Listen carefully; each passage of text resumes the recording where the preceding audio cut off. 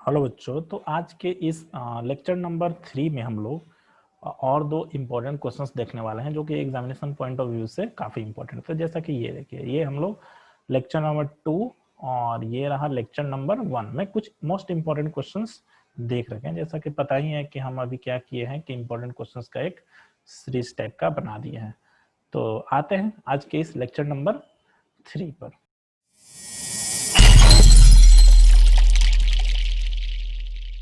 तो जैसा कि यहाँ पर क्वेश्चंस गिवन है कि which term of AP 3, 15, 27, 39 dot dot dot will be 120 more than its 21st terms। ठीक है, यानी कि क्वेश्चंस कह रहा है कि एपी का टर्म्स दिया हुआ है, इसमें पूछना कि कौन सा टर्म्स जो होगा वो 120 मोर होगा किस टर्म से, तो इसके 21st टर्म से। तो सिंपल सा जो जो भी गिवन वैल्यू है वो पहले लिख लेते हैं। हियर ए की वैल्यू है 3, डी की वैल्यू की बात किया जाए तो डी की वैल्यू क्या हो जाएगा भाई, तो टर्म 1 और term 2 minus term 1।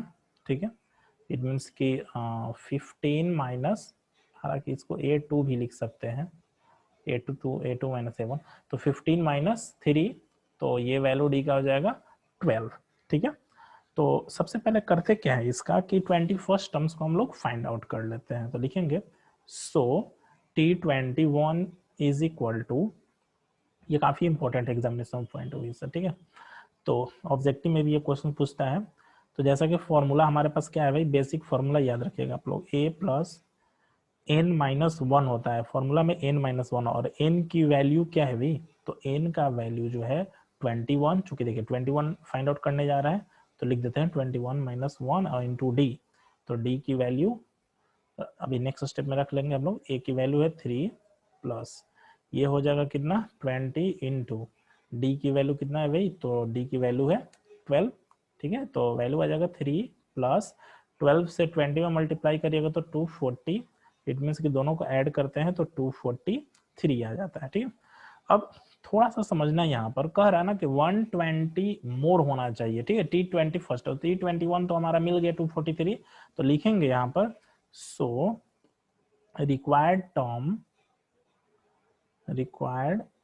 Term is equal to 243 plus 120, चूंकि मोर है तो 120 इसमें ऐड कर देंगे, ऐड करेंगे तो आ जाएगा 3, 6, 3 आ गया। अब हम लोग फाइनली जो है कहने का मतलब कि टी एन का वैल्यू हमारे पास आ गया 363। ठीक है, अब टर्म्स हमें फाइंड आउट करना है कि विच टर्म्स, देखिए कह रहा ना जी कि विच टर्म, तो विच टर्म यानी कि एन की वैल्यू हमें अब इस स्टेप में फाइंड आउट करना है। ठीक है, बहुत ईजी है।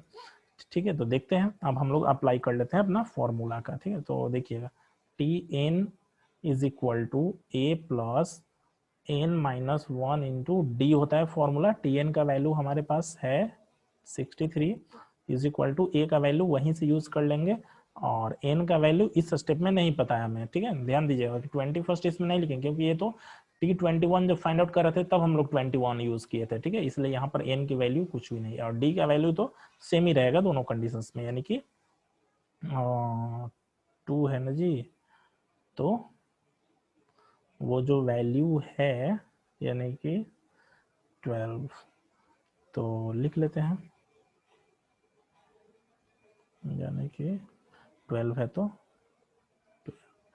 नेक्स्ट स्टेप ध्यान दीजिएगा, कहाँ थोड़ा सा देखिएगा, स्पेस तो कम है, यहीं पर लिखते हैं। तो 363 से ये 3 लेफ्ट साइड में लेंगे तो ये बन जाएगा क्या 360 क्या, और ये जो 12 है इसके डाउन में लिख देते हैं 12। ओके, और ये हमारे पास वैल्यू क्या रहा n माइनस 1। अब इसको सॉल्व करते हैं आगे, 360 में 12 से यदि हम लोग देंगे डिवाइड तो हो जाएगा 12 3 यानी कि 30 टाइम्स, और ये जो 1 है यहाँ पर आ जाएगा plus 1 is equal to n। So n की फाइनल वैल्यू जो होगा वो हो जाएगा 31, यानी कि 31st टर्म्स जो होगा ना, ये 31st टर्म है, यही जो है 120 मोर हो जाएगा। ठीक है, आई होप कि इसका कंसेप्ट जो है समझ में आ गया होगा। ठीक है, आप लोग ध्यान दीजिएगा कि यहाँ जो है वैल्यू घबराइएगा नहीं कि 363 आ गया तो ये क्या होगा। एक्चुअली आपसे पूछ रहा कि कौन सा टर्म जो होगा वो 120 मोर हो जाएगा 21st, तो 21st हमने पहले यहाँ पर फाइंड आउट कर दिया और फिर मल्टीप्लाई टर्म फाइंड आउट किया, ठीक है। नेक्स्ट क्वेश्चन देखते हैं, और कहीं पर भी प्रॉब्लम लगे ना तो मेरे दिए हुए व्हाट्सएप नंबर पर आप कांटेक्ट हमसे कर सकते हैं, या फिर हमारा मेल बॉक्स में मेल दिया हुआ है डिस्क्रिप्शन में, वहां से भी आप कांटेक्ट कर सकते हैं, ठीक है, क्योंकि ये काफी इंपॉर्टेंट है questions. Find the middle terms, ठीक है, मिडिल टर्म हमें फाइंड आउट करना है। तो सिंपल सा देखिएगा, पहले जो वैल्यू है गिवन वो लिख लेते हैं।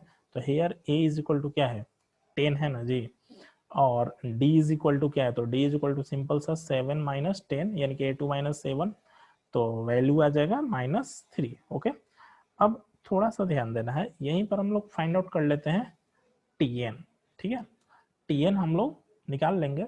और एक्चुअल में मिडिल टर्म जो होता है ना, ध्यान दीजिए यहाँ पर लिखते हैं हम, मिडिल टर्म का एक सिंपल सा फॉर्मूला होता है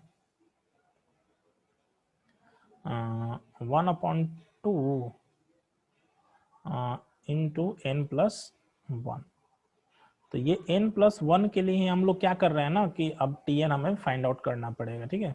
ये सिंपल सा बस फॉर्मूला याद रखना है कि n+1 टर्म्स। तो tn इज इक्वल टू, जैसा कि फॉर्मूला हमारे पास है n-1 इंटू डी, क्या, तो ध्यान दीजिएगा यहाँ पर लास्ट टर्म्स यानी कि यही तो tn है, क्या यही tn है, तो tn का वैल्यू क्या है, -62 गिवन है, देखिए -62 है, यानी कि जो लास्ट टर्म्स होता है वही एल टर्म कभी कभी होता है।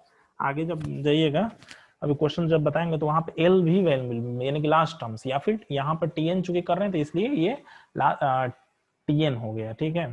तो वैल्यू सारा पुट कर लेते हैं, इट मीन्स कि -62 इज इक्वल टू ए की वैल्यू है 10 प्लस n-1 इंटू डी की वैल्यू है -3। ओके, तो देखिए तो -62 में से जब 10 हम लोग सब्ट्रैक्ट करेंगे तो -52, सॉरी ये भी माइनस हो जाएगा ना जी, तो 62 और ये 10 तो 72 हो जाएगा ना, -72 हो जाएगा क्या।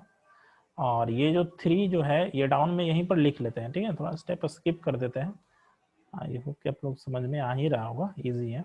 देखिए तो ये 3 से माइनस माइनस तो दोनों का कैंसिल हो जाएगा, और ये 3 से जब कट करिएगा तो 3 2 जा 24 टाइम्स में आ गया, ठीक है। इट मीन्स कि 24, और ये जो -1 है इधर ले लेंगे तो +1 हो जाएगा n, यानी कि n की वैल्यू की बात किया जाए तो n इज इक्वल टू क्या आ जाएगा 25, ठीक है। n का वैल्यू आ गया हमारे पास 25, और ये टर्म है क्या, ये टर्म है। तो अब फाइनली निकाल लेते हैं हम लोग अपना middle term. So middle term is equal to, middle term is equal to क्या होता है जी, फॉर्मूला 1/2 और n+1, तो n+1 तो यानी कि 25 आया हुआ है +1, ठीक है। टर्म्स ये होता है फाइनली टर्म। तो देखिए तो 25 और ये वैल्यू क्या हो जाएगा 26, तो 26/2 क्या, तो ये वैल्यू कट के आ जाएगा 13 टर्म्स, ठीक है, 13 टर्म्स है, ध्यान दीजिएगा। अब 13 टर्म्स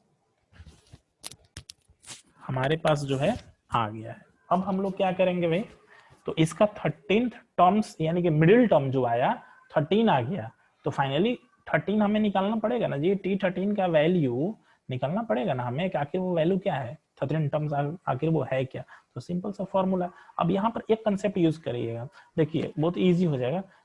जैसे कि t13 है ना, तो आपको a+12d निकालना है, चूंकि n-1 किया जाता है ना, तो n13 है तो n-1, 13 - 1 तो 12 भी हो जाएगा ना, और d से मल्टीप्लाई कर दिया डायरेक्ट, तो आप डायरेक्ट यूज कर लीजिएगा। तो 13 के बदले में a+12d, यदि मान लीजिए कि यहाँ पर यदि पूछता है आपसे 12 टर्म्स, तो 12 टर्म्स के लिए क्या लिखेगा a+11d। यदि 10th टर्म्स पूछता है तो 10 टर्म्स के लिए क्या लिखिएगा, a लिखिएगा और इसमें से एक घटा दीजिएगा, तो a+10th है तो 9d, ठीक है। ऐसे ही यूज करेगा, बहुत सारा ऐसा क्वेश्चन मिलेगा आपको सोल्व करने के लिए। तो a और a की वैल्यू क्या है, तो 10 प्लस और 12, और d का वैल्यू क्या था, तो -3 था, तो 10 और -36, तो वैल्यू आ जाएगा -26, और यही हमारा आंसर हो जाएगा मिडिल टर्म का, ठीक है। तो आई होप कि इसका कंसेप्ट समझ में आ गया होगा।